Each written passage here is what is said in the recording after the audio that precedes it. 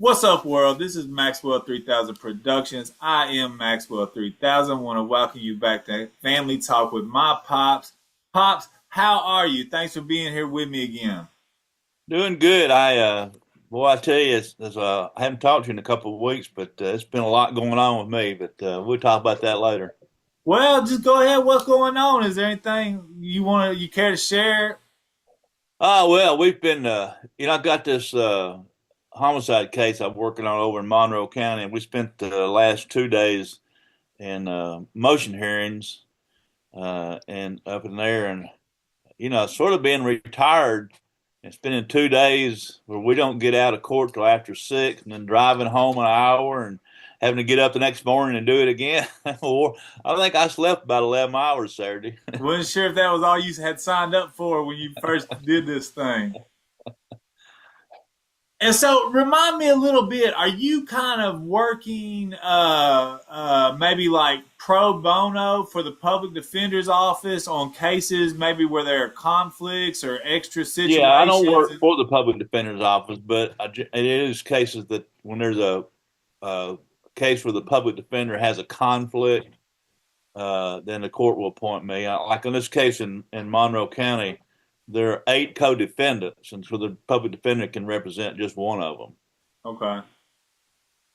And so they just had to they had to find other people to do that. Yeah, and in a case, this is a very complex case with that many lawyers, and there's a lot of proof issues, evidential issues that the judge has really hit a lot of attorneys that have a lot of experience to be involved in this. I don't know if you remember um Amy Reedy. Yeah. She was a judge here for a while. She's got one of them. Steve Ward, who's Steve and I worked in the DA's office early in the '80s together. Number of other, a couple of lawyers from Knoxville, one guy from Kingston. Okay. That's interesting. It's interesting to me how some of that stuff kind of works, and I guess it's maybe growing up watching you work in the public sphere, and then my own experience now as kind of working in the public sector. Um, it's a lot more complex than people understand, and there's a lot more moving parts, and just not really going to get into it, but thinking about what you said, I assume that there's a statute that creates these rules that guides the public defender's office in finding these people and all that type of stuff. You know what I mean? Well, And actually, the judge does that. okay, Yeah. yeah, all right, all that type of You stuff. remember? You might remember. I'm sure I introduced you to him years ago. Judge Andrew Freiberg Yeah, I is think I do. Yeah. the criminal court judge that's presiding on this matter, and so yeah, You kind of it's been colorful. Yeah, you worked with him a lot as well, though, right? We worked on both sides of the bar together, yeah, Yeah. over the years. That's also interesting how those relationships really have a big impact on how things get done as well, and kind of some of how that works together. So, well, kind of recapping, I looked at the last time we got together, which was a couple of weeks ago, and we really kind of chased rabbits a little bit, and that was my fault, in talking about some other things. Um, but kind of where we are in your life is kind of going through law school and you having a new child, and then getting in to your position with child support. And you had talked about how that experience was really beneficial to you, and kind of in a few ways because it got you working within your field, so to speak, right? Right. And then also kind of learning how to utilize the network of the clerks and folks like that to kind of to get the work done and kind of the nuts and bolts of kind of the legal work. Is that fair to say? Yeah, I think so. Um, and you also talked a little bit about being a young father and how that just was kind of a blur where you really didn't feel like you engaged much in maybe popular culture. Like you said, you couldn't tell me what was on the top 40 at the No, time, yeah, it's or what funny. movie was out, or It's funny you say that, and I don't know why I was thinking about this last week. Um, but when I was in law school, I listened to a lot of classical music. yeah, We had uh, a number of those long play classical albums that just Bach and Beethoven and Schubert and all those classical stuff, and I would put an album on and study, and when that side of that album would be over with, I would knew it was time to take me a brace, get a drink of water, go to the bathroom, turn it over, and go again. So I listened to a lot of classical music during because I was studying so much. okay. What made you think? You think there was a particular reason for that, or any? I can understand some benefits, but what caused you to Well, utilize that genre? I had gotten introduced to classical music in college, and I enjoyed it, and so we got had gone to a couple symphonies while I was in college, and classical music to me is, there's not lyrics, there's just that music, and it kind of gives you at least for me, um, some of it can give you a calming, I don't know, it sets the mood for studying for me, and that maybe it's just me. I don't know if that's just you. I mean, I listen to a lot of different genres of music, so I don't think I'm a maybe a good person to ask as far as a general person because I do listen to a very broad array of genres. Um, but it's interesting that you say you got interested or got introduced to classical music in college, and I was sitting here thinking it was Bugs Bunny and Tom and Jerry that introduced me to Vivaldi and Bach and all these folks. But Well, whatever. Looney Tunes does use a lot of classical music. Oh yes, for sure, for sure. Um, but there is something about not following the lyrics and just listening to instrumentals that kind of help you focus on what you're studying, but you're still stimulated externally, right? Yeah, yeah. Yeah, yeah. Kind of experienced that as well. All right. Well, what else about the law school period? I'm kind of, we said, that you weren't really, didn't know what was on the top 40. What about kind of the political realm at that time? You're in law school. That obviously has to do with the political realm. You have, you studying the law and such, and even some of your professors. Didn't you say one of your professors was the district attorney at Yeah, Nashville? the Is guy that the guy I work for, yeah. right? And so were you paying, especially coming from the undergraduate experience with political science, were you paying attention to national politics and state politics or even local politics at the time? Probably not so much. Yeah, I mean, really, I know it sounds like a cop out, but I really was pretty much engulfed with studying and taking care of your sister Rachel and doing the family thing. That was and working. That was pretty much it. It was just head down, get this thing done. Yeah, Almost the and same particularly I think mentality having of getting through two a days, the same mentality of getting through boot camp. yeah. Is that how you felt about it? Yeah, I think in particularly having not done well on that very first exam, it just and maybe that was a good thing for me to have struggled like that, to really felt like I needed to just bear down and do nothing else. Yeah. Hmm.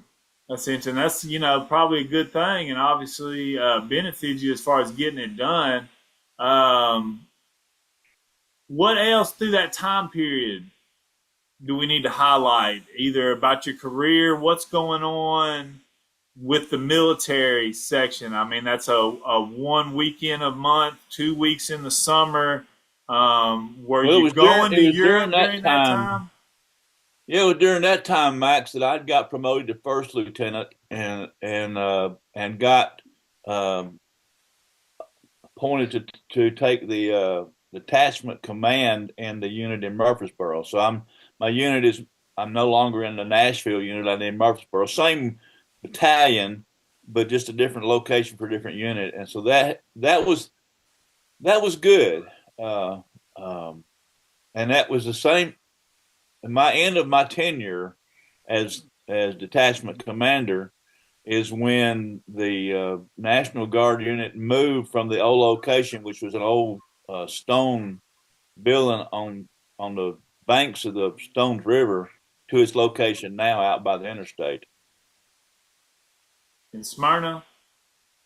No, Murfreesboro. Murfreesboro, right. And yeah, you had mentioned that before, and what you said was it really gave you some command experience kind of early in your career as an officer, right? You had said you don't normally get that kind of experience until later on. Tell me a little bit Yeah, more about that. usually a person doesn't get command until you reach the rank of captain. Okay. And you said you were a first First lieutenant. lieutenant. Yeah. Okay. All right. And so what was different about that? I mean, you were still in that maintenance company, right? Yeah, but then being a commander, you have to make decisions on certain things, and most of it's really, looking back on it, not significant because most time at that level, you're still reacting to what somebody higher has told you to do. Uh, but you do have to make decisions on okay, we got time management. You only Yeah. have X amount of hours on a weekend. Do we do spend a lot of time on this thing or this thing and time management? So management stuff. Yeah. Yeah. Okay. And still, was it still a thing where folks were doing their regular job and you were just coming in for those management on those weekend shifts and then kind of looking at these uh, trainings? Because you mentioned the Army's always doing trainings and there's always different exercises and you're just kind of doing the day-to-day stuff and then planning for those exercises down the road. Yeah, exactly. It's interesting. And that's a little bit, I mean, I would think a little bit better of a drive living in Lebanon right now, coming over to Murfreesboro than having to go into Nashville, or maybe about the same. It probably That's wasn't, the same. the Yeah. traffic probably wasn't as bad then as it is now, I Right. guess. Right. Okay. All right. All right. Well, and a good thing, my mom and dad, your grandparents, just lived up the road, Yeah. basically from Murfreesboro on the same old Nashville highway. No. Okay. And so we talked a little bit about this before, but when exactly did you graduate? In '83. In the spring? Yeah. Spring of 1983, and then you had to take the bar twice. Yeah. I took the bar the summer of '83, and like I think I mentioned, I passed the essay part, which is predominantly the state stuff, and then I did not pass the multi-state part exam, which is multiple choice. Took a weekend seminar, took the exam the next time it was given, which I want to think was in the winter of '83 or maybe spring of '84. I think it's winter of '83. Because I started practicing with Mr. Farmer. Well, I think I was already in his office before I passed the bar. So I Okay. actually started, hanging my shingle out in '84. Yeah, because you mentioned your last year at law school. you were allowed to practice a little bit because of a certain rule. Well, I was Um, working with the district attorney's office in Nashville, right. and under the Supreme Court rules, if you're a last year law student and working and where there's some supervision from governmental entities like the district attorney's office, they'll allow you to do a limited practice, No. and I hadn't been allowed to do that. Okay. And that had given you some good real world experience, kind of but being supervised and, Yeah, and if nothing else, having the jitters, to yeah, stand up in front of a judge, I already have experienced that. right, right. And so when you start working with Farmer, is that a full time thing? Do you just fully kind of resign from the district attorney's office? And what is Yeah, that transition like? And when you were starting to say when you thought that actually happened? it was kind of frightening to go from, not wasn't a great income, but it was a fairly income, Stable. guaranteed income, and the benefits, the health benefits, and those kind of things, which weren't a big deal at that point because your mother was still working in an agency that had some type of benefit, but it was predominantly the state benefits. Um, it was frightening to think, that, but you had to do it if you were Yeah. going to practice law. You got the law license. You passed the bar. You just got to do it. You got to jump out and do it. Yeah. Uh, um, and so tell me what that was like, once you passed the bar and you had you in office, you said you was picking up kind of doing um, almost this ghostwriting for other folks and maybe doing some the research and what taking depositions. What is it like for a young lawyer day to day? Well, like I said, it was a small firm. It's just William and then me came in, and William had a paralegal, Barbara, can't remember her name, and then a secretary. I can't remember her name at the time. Uh, and I remember both of those young ladies were really intelligent and really they knew more about how the nuts and bolts of practicing law than I did at that point. So Yeah. I'm really kind of learning from everybody there. And William, he'd funnel me some cases. He had a lot of work, and I started doing some of his general sessions work, and I got to doing some work for some of the local lawyers. I mentioned Dan C. I think I mentioned that story about him hiring me to do research on a piece of property and going through the title. I think didn't we talk about the Yeah. And you becoming this expert all of a yeah, sudden. yeah, yeah. Yeah. So that kind of thing. And Mr. Lowry, I did some work for him, a couple of cases. So I've picked up a little So bit, that's and Jack Lowry Sr. now, because a lot of folks now, when you say Lowry, they're thinking of Junior. no, it Um, was senior, right, right. and, Yeah. and with that relationship with Mr. Lowry and Mr. Farmer, I got introduced and met the city of Lebanon mayor, because both of those guys were sort of involved in politics. William not so much in front, but behind the scene, and Mr. Lowry was involved in politics a lot. But I got to know Tex Maddox. Willis Tex Maddox was the mayor of Lebanon, and developed a little relationship with them, just being in meetings and stuff. And I think William was the city attorney at the time. And but anyway, I ended up getting appointed as the city of Lebanon prosecutor as a result of that relationship. So there's I'm starting to develop a clientele, a little bit of reputation, and And it's so, going pretty well. is it mostly like these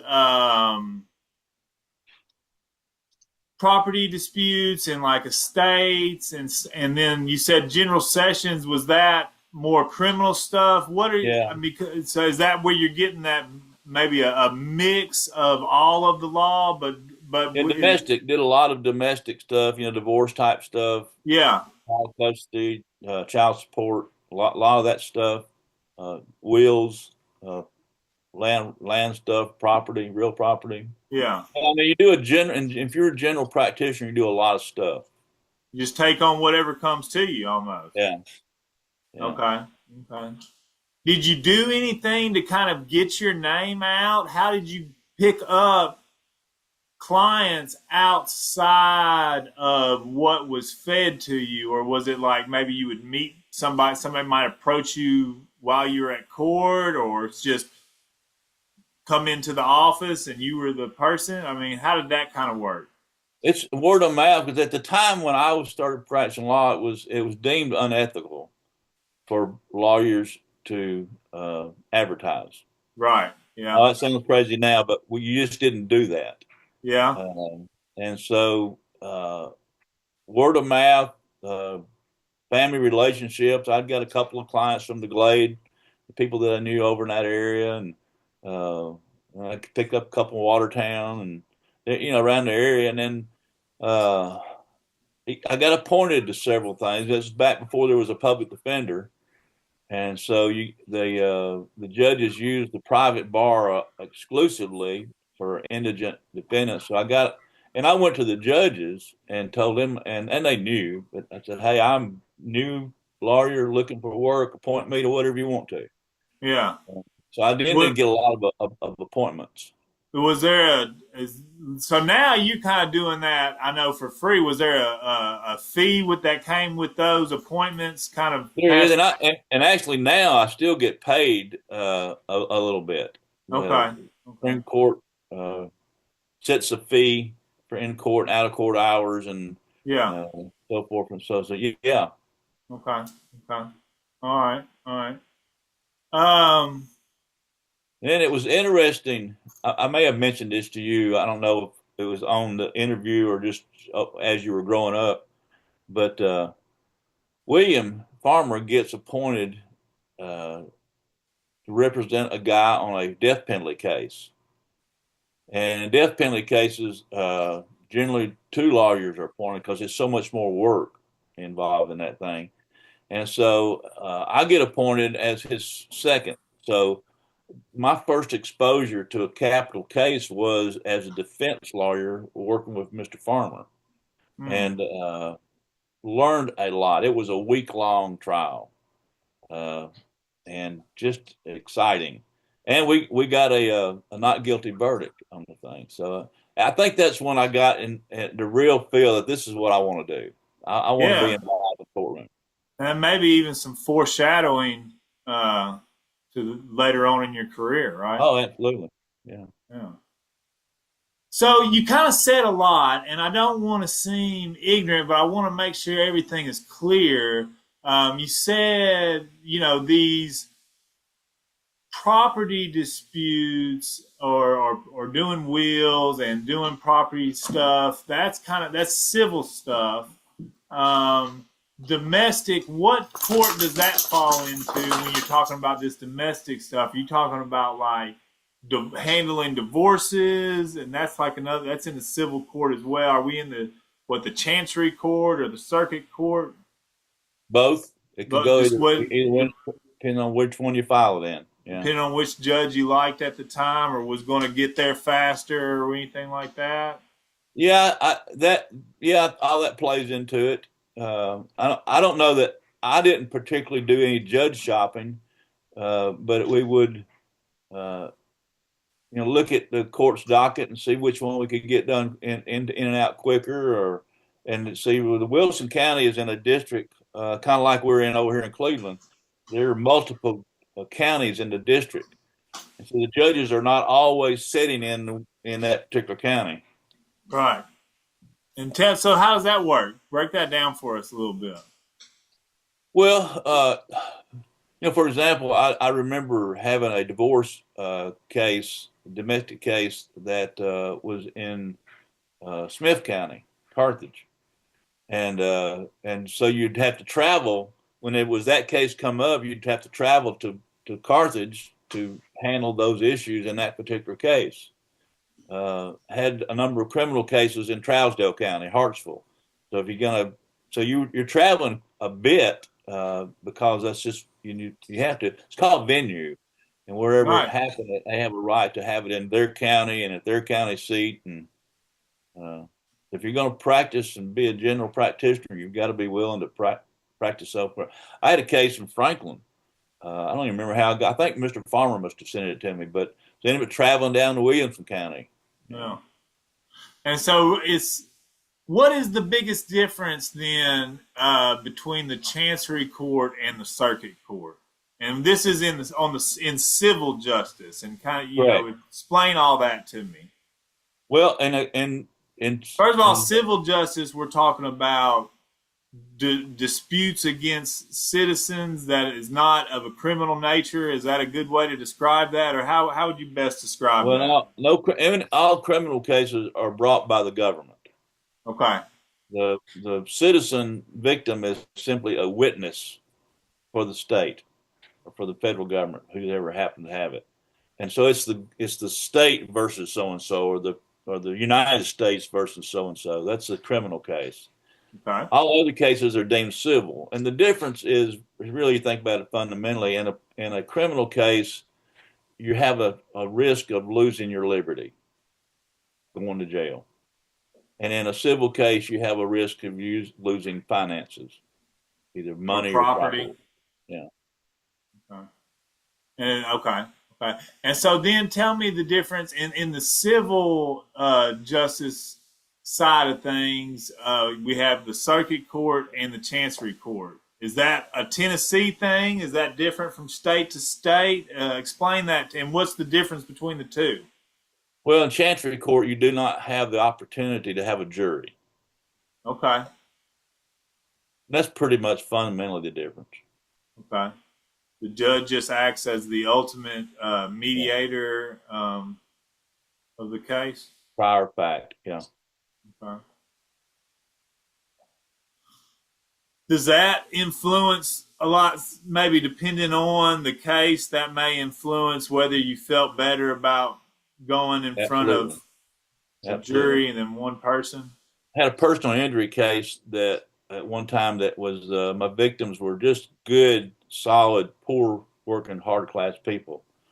And I wanted 12 people from Wilson County to hear this. I didn't want to depend upon a judge to do it. So, yeah. Right. That's interesting. Okay. And so you're picking up these little things, and that's on the civil end, and you just kind of do whatever you can, whatever comes to you on that. And is it just, you have some base knowledge, but then the rest of it is go find the cases that support your case and the facts that support your case, and you just got to get out there and find it. You do your unless you're a big firm, which we were not, you do your own investigation of fact and research of the law. Oh, okay. And so in maybe a bigger firm, is that something that you said an investigator and maybe more paralegals would do? Yeah. All right.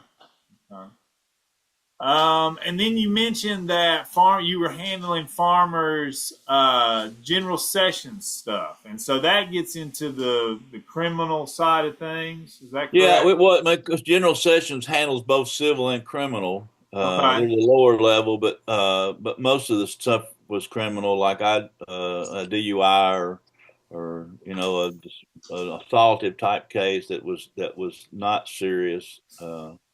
And what goes into a general sessions court? What's the criteria?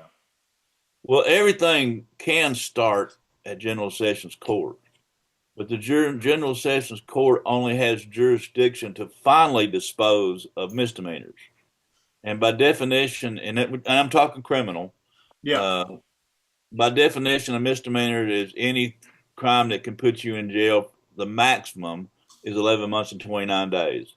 So you have if the crime calls for punishment of a year or more, it's a felony, and therefore a general sessions court only has the jurisdiction to give you a preliminary hearing. At that point, it must go to a criminal court, which is a court of record. And the court of record simply means that everything is recorded there. Okay. And so that's like a lot of arraignments and stuff like that. Is that correct? Arraignments and what's that word mean? Arraignment for folks that don't know. It's simply advising a person of what they're charged with. Okay. And then depending on what the charge is and how they may plead, depends on how it moves forward. Exactly. And so, was that kind of your uh, like getting your feet wet in the criminal world? Yeah, absolutely. And of course, and in criminal court, again, because there's no public defender, I get appointed to some things in criminal court that nowadays young lawyers don't have that opportunity. In the public defender really, um, aside from the district attorney, is probably the expert in criminal law because they do it every single day. Yeah. For me, as a general practitioner back in the early '80s, I may have one or two cases, but I'm also doing domestic stuff. I'm also doing property stuff and personal injury. All this, I'm doing all of it. So Yeah. they are really an expert. Hmm. You say that a lot of lawyers now don't get that same experience, and that's because there's more established public defenders offices throughout the judicial districts, or through all the judicial districts in Tennessee. Yeah, it's a state office. It's just like the district attorney, only the Right. district attorney is the prosecuting agency, public defender is the defending agency. So was that office just not created at the time, and the local Yeah, bar it was didn't get used? I don't that office didn't get created until I think in sometime in the '90s maybe. Okay, I didn't realize that. That's interesting. That's interesting. Okay, and then you were talking about through really these relationships with, particularly William Farmer and Jack Lowry Sr., you kind of started becoming visible to the local politicians and the local political scene. Is that fair to say?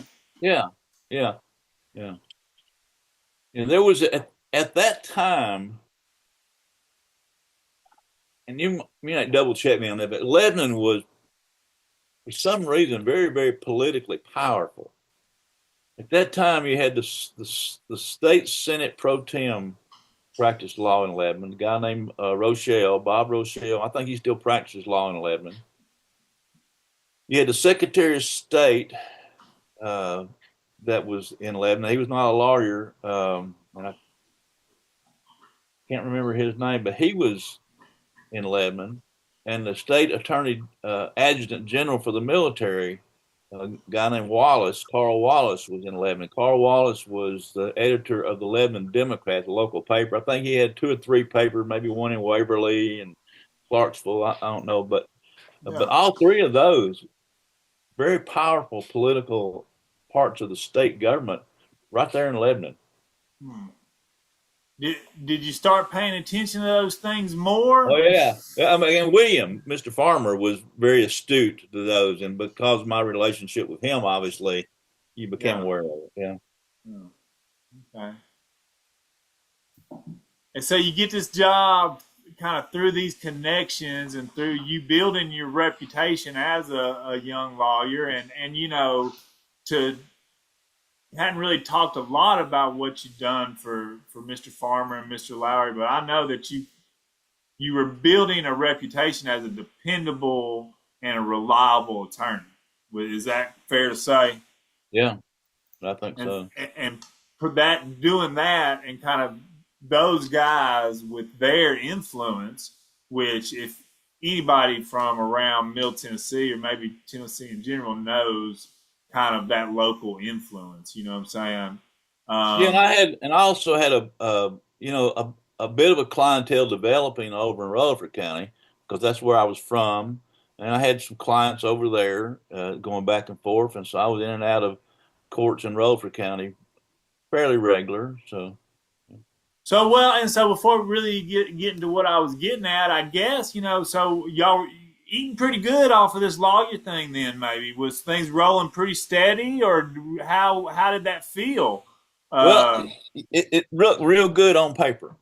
yeah, I had a pretty good income, but then there's as I started getting income, I started having some responsibility of paying secretaries and paying for office expenses, and those things are going to happen whether we got anything or not. Yeah. Now, all of a sudden, James Maxwell Carter comes on the scene. Yeah.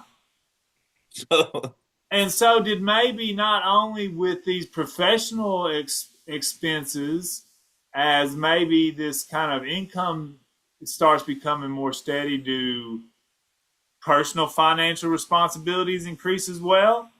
absolutely, That's yeah, kind of normal, right? And yeah, even before,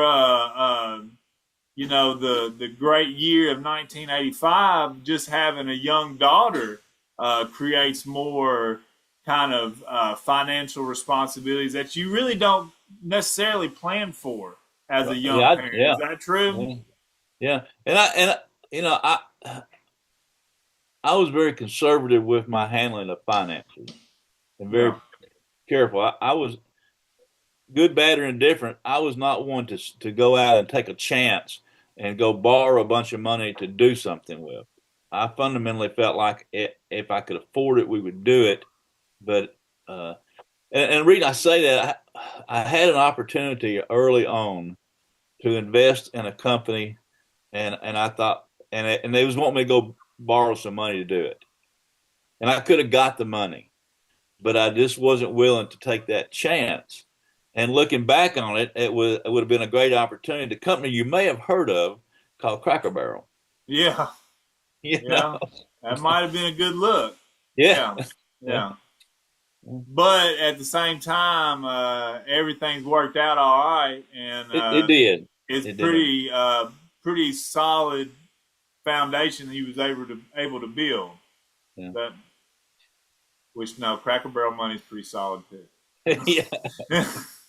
Who knew Yeah, somebody yeah, would want to do something like that?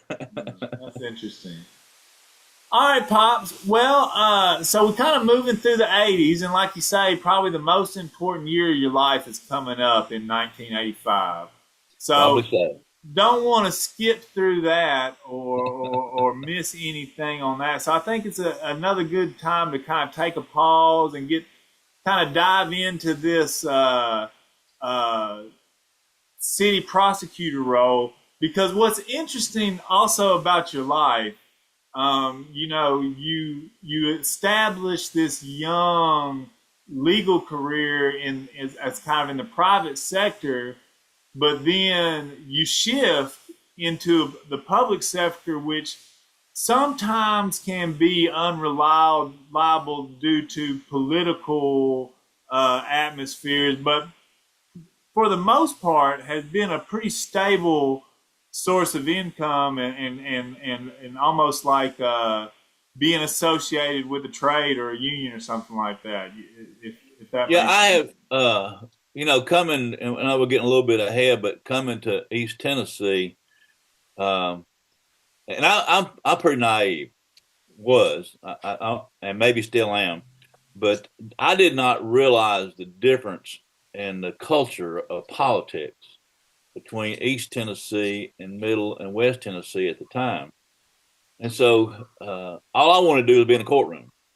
Yeah, And so I took the job over here, not really looking at and seeing the politics of it.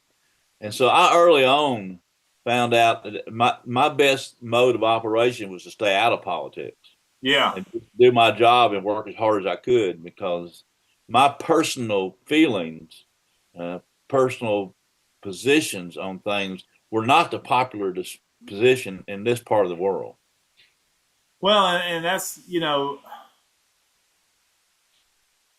with a lot of governmental employees, whether they be attorneys, social workers, the whole spectrum that of doctors.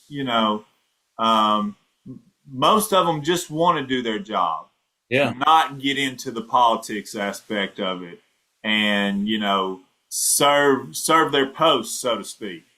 yeah, So that's kind of interesting, and it's also maybe getting at you maybe answering the question that I've been wanting to get at is when you kind of became aware of politics. And I wonder if maybe it was because of that shift, if maybe the atmosphere in Middle Tennessee, not just on the political basis, but the fact that you did have some relationships in the community that the political side didn't maybe mean as much, as far as it was more about who you were and those relationships you had. When you go to this new area, you've got to build those relationships again, right?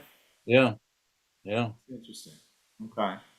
All right, Pops. Well, like I said, I want to pause right there and kind of pick up next time we get together, if that's all right with you. Good deal. I've enjoyed it. All right, Pops. I really appreciate it. This is being Family Talk, Maxwell 3000 Productions. I am Maxwell 3000. Peace and love.